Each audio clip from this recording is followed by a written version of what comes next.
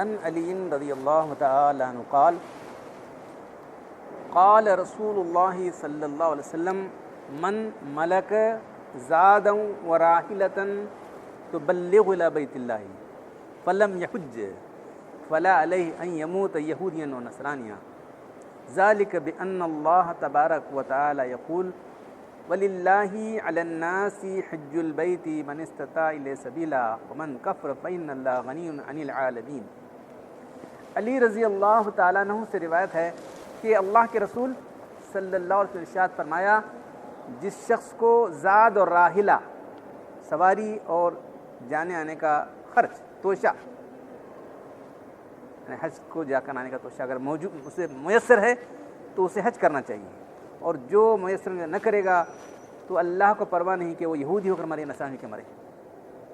اللہ تعالیٰ فرماتے ہیں کہ لوگوں پر اس کے گھر کا حج کرنا فرض قرار دیا گیا ہے جو وہاں تک پہنچنے کی استطاعت رکھتا ہے، جو بھی نہ مانے، جو بھی انکار کرے، ومن کفر فإن اللہ غنی عن العالمین، اللہ تعالیٰ سارے جہاں والوں سے بے پرواہ ہے، کوئی آئے نہ اس کو کیا بگڑنے والا۔ عن ابی ہریرہ رضی اللہ عنہ قال سئل رسول صلی اللہ علیہ وسلم ای الامر افضل قال ایمان باللہ ورسولہ قیل ثم ماذا قال الجہاد فی سبیل اللہ قیل ثم ماذا قال حج مبرور۔ ابو ہریرہ رضی اللہ تعالیٰ عنہ سے روایت ہے کہ اللہ کے رسول صلی اللہ علیہ وسلم نے سوال کیا کہ اعمال میں سب سے افضل عمل کون سا ہے؟ تو آپ صلی اللہ علیہ وسلم نے ارشاد فرمایا اللہ اور رسول پر ایمان لانا۔ تو پھر پوچھا کہ اس کے بعد کون سا عمل؟ تو آپ نے فرمایا اللہ کی راہ میں جہاد کرنا۔ پھر سوال کیا کہ اس کے بعد کون سا عمل افضل ہے؟ تو آپ صلی اللہ علیہ وسلم نے ارشاد فرمایا کہ حج مبرور۔ تو لوگوں کی حالت کس لیے، کون پوچھ رہا ہے، کیا پوچھ رہا ہے، اس کے لحاظ سے اعمال بدلتے گئے، کبھی نماز کو فرمایا، کبھی روزے کو فرمایا، کبھی حج کو فرمایا۔ تو جو آدمی پوچھنے والا ہے اس کی حالت دیکھ کر آپ نے جواب کیا۔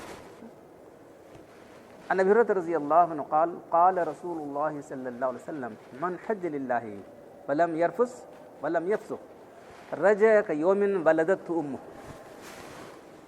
ابو ہریرہ رضی اللہ تعالیٰ عنہ سے روایت ہے کہ اللہ کے رسول صلی اللہ علیہ وسلم نے ارشاد فرمایا، جس نے اللہ کے لیے حج کیا، اللہ کو راضی کرنے کے لیے حج کیا، اور حج میں کوئی فسق کا کام بھی نہیں کیا اور رفث کا کام نہیں کیا، شہوانی ایسے اعمال نہیں کیے اور فسق کے کام نہیں کیے، گناہ کبیرہ نہیں کیا، تو حج سے ایسا لوٹے گیا کہ اس کی ماں نے آج ہی پیٹ سے جنا ہے۔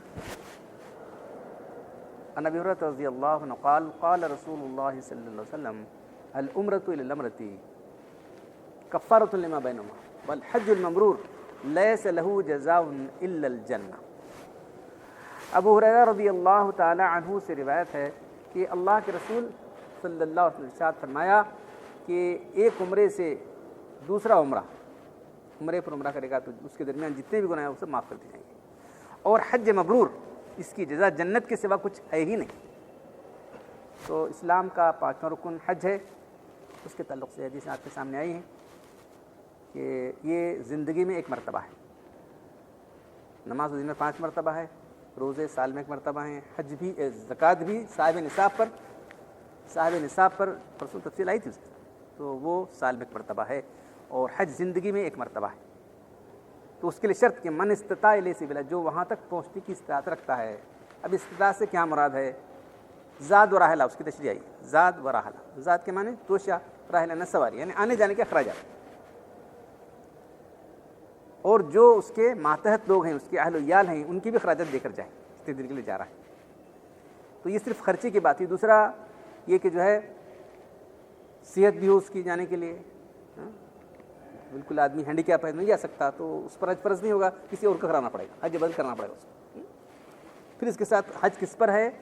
ہر عاقل بالغ مسلمان پر، آزاد پر، اور صاحب استطاعت پر، اور صحت مند پر۔ تو اور عورت ہے اگر حج کے لیے جانا چاہتی ہے تو اس کے لیے اس کا محرم ہونا ضروری ہے۔ محرم وہ رشتہ دار ہے کبھی اس سے نکاح نہیں ہو سکتا۔ محرم سے مراد اس کا وہ رشتہ دار اس سے کبھی بھی نکاح نہیں ہو سکتا۔ کچھ عورتیں فلاں صاحب وہ مولوی صاحب جا رہے ہیں وہ میرے محرم ہے، کیسا محرم ہے؟ ہم نے ان کو محرم بنایا، بنانے آتا کیا وہ؟ ہم نے ان کو محرم بنا لیا، محرم بنا سکتے نہیں۔ ایسا رشتہ دار جس سے کبھی بھی نکاح، بیٹے سے، چچا سے، ایسے جو ہے جو رشتہ دار ہیں جن سے کبھی بھی نکاح نہیں ہو سکتا، بھائی سے, سگے بھائی سے. چچرا بھائی تو محرم نہیں ہو سکتا, نکاح ہو سکتا ہے نا. عورت کو جانے کے لیے 2 شرطیں ہیں, یہ کہ اس کا کوئی محرم ہو جس سے کبھی بھی زندگی میں نکاح نہ ہونا, ایسا ہے. پھر دوسرا یہ کہ وہ عدت میں نہ ہو, شوہر نے طلاق دی ہے, شوہر کا انتقال ہو گیا ہے, تو اس عدت میں نہ ہو. تو اب یہاں استاد کی بات آ رہی ہے جانے آنے کے اخراجات. تو جس سال آپ اس قابل ہو جائیں کہ اتنی رقم آپ کے پاس ہے, تو اسی سال آپ کو حج کرنا فرض ہو جائے گا. اگر نہ کرے گا تو گناہ گار ہو جائے گا. نہ کرے گا تو جتنے سال آپ تاخیر کرتے جائیں گے گناہ گار ہو جائے گا. اگر رقم چلی گئی بھی آپ کے پاس, وہ سال تھے صاحب پیسے, سال نہیں ہیں, ہم کیا کر سکتے ہیں. نہیں تو زندگی میں ایک مرتبہ اللہ نے آپ کو صاحب استاد بنا دیا تھا, آپ نے نہیں کیا, وہ فریضہ آپ پر ہمیشہ عائد رکھے, اور نہ کرے پر گناہ ہوگا. تو صاحب استاد صرف کیا ہمارے پاس کہاں بینک بیلنس ہے, ہمارے پاس بینک بیلنس کی ضرورت نہیں. بہت سے لوگوں کے پاس مکانات زیادہ ہوتے ہیں, زمینیں ہوتی ہیں, تو جو ہے اگر تھوڑا سا مکان ہے, تھوڑی سی زمین فروخت کر کے 1,00,000 2 لاکھ کی بات ہے. ایک معمولی سا یہ چیز جو ہے اب کتنے ہزاروں کروڑوں بک رہے ہیں. تو وہ تھوڑی سی زمین بیچنے کے بعد جو ہے, پہلے زمانے میں جاگیردار لوگ تھے, کتنے 100 ایکڑ زمین ہے, 200 ایکڑ, 1 ایکڑ بیچ کے پورا گھر جا کے سکتا. شاید ان کو معلوم نہیں کرا گیا. صاحب استاد ہونے کے لیے ہارڈ کیش ضروری نہیں ہے, بلکہ جو لینڈڈ پراپرٹی ہے وہ بھی اس میں شامل ہے. ہمارے پاس کہاں پیسے ہیں صاحب, ہمیں کیا, اتنی بڑی زمین ہے. پہلے کی جگہ دیکھ لیں, 200 ایکڑ ہے, 400 ایکڑ ہے, اتنے ہیں, بڑے بڑے زمینیں رکھ لیتے لوگ پہلے کے. اس میں سے تھوڑا سا اگر فروخت کر دی جائے تو اخراجات میں کوئی کمی نہیں آئے گی. تو یہ بھی جو ہے صاحب استاد میں شامل ہے. ایسے لوگ بھی صاحب استاد کے شامل ہیں. لوگ سمجھتے ہیں کہ جو ہے ہمارے پاس ہارڈ کیش نہیں, بلکہ یہ بھی شامل ہے. تو ایسے لوگوں کو فل فور کرنا چاہیے. اگر نہ کرے گا تو گناہ گار ہوگا, اور مر جائے گا تو اس پر وہ ذمہ باقی رہے گا. اگر نہیں ہے پیسے, ایک بار پیسے تھے نہیں تھے تو کیا کرنا چاہیے, اس کے بعد قرضہ لے کے کرے, پھر کہاں سے پھیرنے کی کوشش کرے. یہ دیکھو یہاں تک فقہ نے لکھا. تو حج جو ہے ساری عبادتوں کے اندر ایک ایسی خصوصیت رکھتا ہے کہ ایک جامع اور کامل عبادت ہے. اب نماز تو دیکھ رہے ہیں اللہ کے آگے ہم عرض کرتے ہیں, بس جسمانی عبادت ہے. حج جو ہے زکوٰۃ مالی عبادت ہے, ہاں روزہ بھی بدنی عبادت ہے. تو وہاں سب کچھ ہے نا بھائی. ایک تو پہلے آدمی وہاں نماز بھی پڑھتا ہے, سفر بھی کرتا ہے, ایک طرح کی ہجرت بھی ہے, اور مشقت بھی اٹھانا پڑتا ہے, ایک طرح کا جہاد بھی ہے. اللہ نے فرمایا کہ عورتوں کا جہاد تو حج کرنا ہے. بس عورتوں کو جہاد نہیں بلکہ یہ حج کرنا ہے, ان کے لیے جہاد ہے. تو وہاں جو ہے اگر وہ قربانی کے لیے نہ ہو تو روزے رکھنے پڑیں گے اس کو, تو قربانی بھی وہاں کرنی پڑتی ہے. تو تمام عبادتوں کو جمع کیا گیا حج کے اندر. تمام عبادتیں اس کے جامع ہیں. تو امام ابو حنیفہ فرماتے ہیں کہ میں سوچتا تھا کہ کون سی عبادت سب سے افضل ہے, تو جب میں نے حج کیا تو مجھے یقین ہوا کہ سب سے افضل عبادت ہے تو وہ حج ہے. ساری عبادتیں اس کے جمع کی گئی. تو ہر عبادت اپنی خاص خصوصیت رکھنے والی ہے. نماز پڑھتے ہیں اللہ کے آگے جھک کر عاجزی سے عرض کرتے ہیں, روزہ رکھتے ہیں تو بالکل اس کو یہ فرمایا گیا کہ اللہ کی صفت اندر پیدا کر لینا ہے. اللہ بے نیاز ہے کھانے پینے سے, ویسے ہم بھی ہو جائیں گے, چلو اللہ کی صفت اندر پیدا کر لینا کچھ دیر کے لیے. زکوٰۃ ہے کہ اللہ کی راہ میں دے رہا ہے آدمی, مال کی محبت نکال رہا ہے, مال کی اپنے سے خالی کر رہا. تو یہ ہر عبادت اپنا ایک مخصوص مزاج رکھتی ہے. تو حج جو ہے یہ عاشقانہ عبادت ہے. دیکھیں ہر عبادت اپنا ایک مخصوص جو ہے مزاج رکھتی ہے. تو حج کیا ہے, اللہ کی محبت میں اپنے آپ کو مٹا دینے کا نام ہے. دیکھ رہے ایک آدمی دوڑ رہا ہے, کپڑے نہیں اس کے, کپڑے کیا بس ایک نیچے باندھ دیا ہے, اوپر ایک اوڑھ لیا ہے, سر کھلا ہے, دیکھ رہے وہاں کنکرے مار رہا ہے, وہاں دوڑ رہا ہے. یہ ساری چیزیں کس کی ظاہر ہوتی ہیں, ایک عاشق کی. اللہ کا عاشق ہے تو یہ عاشقانہ عبادت.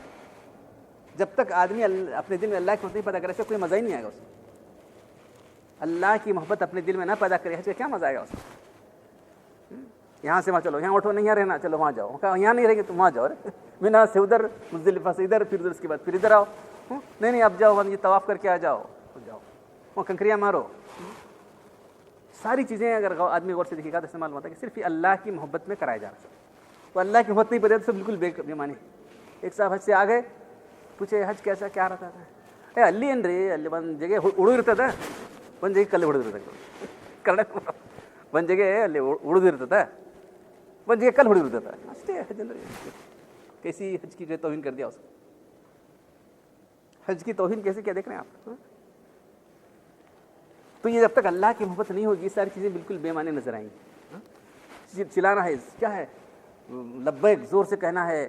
سب سے بہترین حج کون سا ہے, جہاں آدمی جو ہے تلبیہ زور سے کہتا ہے اور مستقل مسلسل تلبیہ کہتا رہتا ہے، جانور کو قربان کرتا ہے. یہ ساری چیزیں اگر ذرا آدمی تمام غور سے دیکھے گا تو معلوم ہے کہ صرف یہ اللہ کی محبت میں کرنے کے کام ہے. یہ کام آدمی کو وہ پسند نہیں آ سکتے کام ہے. نماز کے لیے بالکل ٹھیک ٹھاک صاف ہو رہا ہے، وہاں تو نہیں ہے بالکل سب، بالکل وہاں جو دھونا بھی نہیں ہے صابن سے، معلوم ہے جو لوگ گئے ہیں. تو حدیث جو میں آئی اس کے سامنے کہ جو ہے جس نے اللہ کے لیے حج کیا تو اب یہ صرف اللہ کے لیے ہونا ہے. شاید ہی میں کسی پر الزام نہیں لگاتا، کسی کو متہم بھی نہیں کرتا. من حج للہ، اللہ کے لیے حج کرے، اللہ کو راضی کرنے کے لیے. تو اللہ کو راضی کرنے کے بعد جو ہے آپ لکھتے کیوں ہیں؟ نماز پہ لکھو، نماز ہی کر کے جائیں گے. 5-6 وقت نماز پڑھنا تھا، نمازی. روزہ رکھ، روزے دار لکھو. حج کرے بعد آدمی فوراً لکھ دیتا الحاج. دیکھو اتنے شادی کارڈ آتے ہیں، دیکھو الحاج لکھا رہے ہیں. اگر عورت بھی گئی تو الحاج، الحاجہ، الحاجہ لکھ لے. حاجینی ماں لکھ، حاجینی ماں کیا ہے؟ حضرت ثانوی کا واقعہ ہے، اس سے پہلے سنا تھا میں کہ یہ گئے تو لوگ زیادہ نہیں جانتے تھے وہاں سے کون رہے مولانا، کون رہے مولانا. پوچھے مولانا حضرت نے پوچھا آپ کا نام کیا ہے؟ حاجی ابراہیم صاحب، حاجی رسول صاحب، حاجی سب. تو انہوں بولے یہ کون رہے مولانا کر بولے. حضرت نے فرمایا کہ نمازی اشرف علی کا. نمازی اشرف علی سب ہنسنے لگے وہاں سے. کیا بھائی کتنے حج کیا؟ تو ایک کیا، تو ایک کیا. میں دن میں 5 وقت نماز پڑھ رہا ہوں، پھر نمازی اشرف علی کیوں نہیں بولوں؟ 5 وقت نماز پڑھ رہا ہوں، کب سے پڑھ رہا ہوں؟ وہ بھی نمازی کب سے پڑھ رہا ہوں میں، تو نمازی اشرف علی کیوں نہیں بولوں؟ جب ان کو ہوش آئے گی اس طرح نہیں لکھنا چاہیے، نہیں کہنا چاہیے اپنے آپ. بعض وقت تو غصے میں آتے رہے، لکھو صاحب حاجی لکھو میرا نام فوراً. غصے میں آتا ہے آدمی، معلوم ہے ایسی بھی واقعات ہے. تو جب اللہ کے لیے کیا ہے تو یہ بالکل جو ہے صاف ظاہر ہوتا تھا. اس نے اللہ کے لیے کیا تو پتا تھا کہ یہ مت لکھو. معاملہ نیت سے ہے، لیکن ظاہر ہوتا ہے کہ نہیں، نیتیں ظاہر ہو جاتی رہتی ہیں آدمی کی. تو اللہ کے لیے حج کرے. حج کا کبھی تذکرہ نہ کرے. آ کے شروع کر دیتے ہیں صاحب ہم گئے تھے، ابھی 2-3 بار کرا تو پہلے بار گئے تھے تو ایسا ہوا تھا، دوسرے بار گئے تو ایسا ہوا، وہ یہ سب وہ ہر ایک کے سامنے ذکر چلتا رہتا ہے. ہاں یادیں رہتی ہیں نہیں کر کے نہیں، لیکن اس کو تذکرہ اس طرح بنانا کہ جو ہے ہمارے حج کا اظہار ہو جائے، غلط ہے. اللہ کے لیے حج کرے. پھر ولم یرفس ولم یفسق. اب یہاں دو کنڈیشن، کوئی شہوانی کام نہ کرے اور کوئی فسق کا کام نہ کرے. فسق گناہ کبیرہ کرنا. گناہ کبیرہ تو بہت سارے لسٹ ہی دے دی ہم نے. جھوٹ ہے، غیبت ہے، بدنگاہی ہے، اور سب سے جو نظر آنے والا بھی نہیں، جھوٹ بول رہا ہے کہ نہیں ہمیں کیا معلوم، غیبت کر رہے کہ ہمیں کیا معلوم ہونے والا، بدنگاہی کر رہے چپ جا رہے ہیں. ارے چپ جا رہو صاحب، مزے کی ہم دے رہے تھے. لیکن ایک گناہ جرانا، داڑھی منڈانا اور کٹانا. جنوری میں ہم کو جانا ہوا تھا تو ہم نے دیکھا ادھر، ہر میں تو دیکھے نہیں، مدینے میں دیکھنا ہوا، ادھر سے ادھر آپ دیکھو 100 میں ایک آدمی کی داڑھی، شریع داڑھی.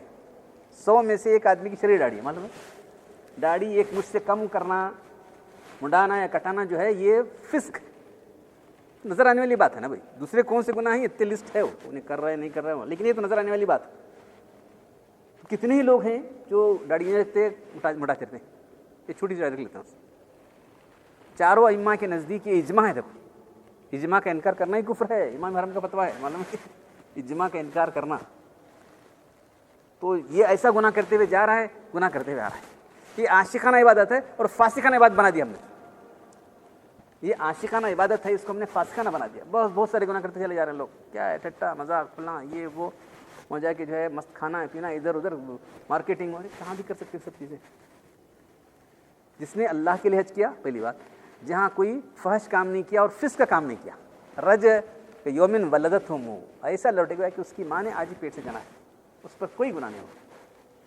تو ذرا غور کریں، جو لوگ کر چکے ہیں وہ بھی دیکھیں. تو حج مبرور کنڈیشن کیا لگائیے؟ حج مبرور.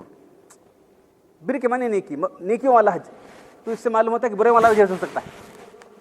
نیکیوں والا حج کر کے کنڈیشن لگائی جا رہی ہے، تو اس سے معلوم ہوتا ہے کہ برے والا بھی حج ہو سکتا ہے. حج مبرور یہ کیا کنڈیشن جی؟ حج تو نیک عبادت ہے، اسے کنڈیشن یہ لگانے کی ضرورت کیا ہے؟ ایسی صفت لگانے کی ضرورت کیا ہے؟ ایسا ایڈجیکٹو لگانے کی ضرورت کیا ہے؟ حج مبرور کی جگہ جنت کے سوا کچھ بھی نہیں ہے. نیکی والا حج تو برائی والا حج بھی ہو سکتا ہے، اس میں آدمی برائیں کرتا ہے. تو جو لوگ گئے ہیں تو اب حج مقبول کی علامت، حج مبرور کی علامت ہے کہ آنے کے بعد اس کا تعلق اللہ سے مضبوط ہو جائے، دل دنیا سے سرد ہو جائے، پوری آخرت کی تیاری میں لگ جائے آدمی. وہ بھی میدان دیکھیے آپ، عرفات کا میدان کیا ہے؟ میدان حشر پیش کرتا ہے. پہنے ہوئے ہیں، احرام پہنے ہوئے ہیں، سب جو ہے کفن میں اٹھے ہوئے لوگ. کیا ہے دیکھو، ایک دن وہاں سے اٹھنا ہے ہم لوگوں کو، اللہ کے حضور پیش ہونا ہے.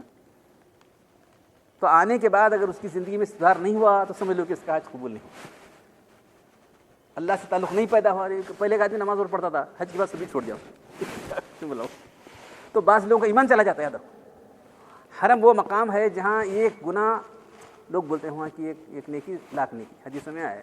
کون انکار کرتا بھائی؟ اللہ تعالیٰ دینے والے ہیں۔ ایک قرآن پڑھتے لاکھ قرآن کا پڑھو، اچھا ٹھیک ہے، 1 روپیہ خیرات کرتے 1 لاکھ، ایک گناہ کرے تو 1 لاکھ گناہ کے برابر سزا ہونے والی۔ وہ تو قرآن میں اللہ تعالیٰ فرماتے ہیں وَمَن يُرِدْ فِيهِ بِإِلْحَادٍ بِظُلْمٍ نُذِقْهُ مِنْ عَذَابٍ أَلِيمٍ، جو وہاں گناہ کا ارادہ کرے گا ہم اس کو عذاب علیم کا بدلہ چکھائیں گے۔ وہ مقام ہے، معلوم، حرم وہ مقام ہے کہ جہاں گناہ کا ارادہ بھی گناہ، کسی اور جگہ نہیں۔ یہاں آپ نے گناہ کا ارادہ کیا، گناہ چھوڑ دیا تو اللہ تعالیٰ ثواب دیں گے، ارے گناہ کا ارادہ چھوڑ دیا چھوڑ، لیکن وہاں ایسا ہے گناہ کا ارادہ کرنے پر بھی اللہ تعالیٰ تم کو سزا دے گی۔ کئی لوگ ایسے ویسے گناہ کرتے رہتے ہیں، اس کی حرمت ہی نہیں ہے اللہ کے گھر کی، اس کو حرم کہتے ہیں۔ حرم یعنی حرمت والی جگہ، قابل احترام جگہ، وہ مقام پہ جا کے آدمی گناہ کر رہا ہے۔ تو لوگوں نے یہ تجربے سے بات بیان کی ہے، یہ حدیث نہیں ہے، قرآن نہیں ہے، کہ جو گناہ وہاں کرے گا وہ زندگی بھر کرتا رہے گا۔ ارے وہاں چھڑانے یہاں کیا چھوڑے گا انہیں؟ وہاں ڈھٹائی کے ساتھ جو گناہ کر رہا ہے یہاں کے کیا چھوڑے گا بتاؤ؟ تو جو لوگ حج کیے وہ اپنا جائزہ لے کر دیکھیں، کیا ان کا حج قبول ہوا ہے؟ تو اللہ سے تعلق ہوا، آخرت کی فکر پیدا بھی، تو سمجھو کہ ہاں ہمارا حج الحمدللہ قبول ہو گیا ہے۔ گناہ چھوٹے کے سوچو پہلے، کیا سارے گناہ چھوٹ گئے ان لوگوں سے؟ فسق چھوٹا ہے کیا؟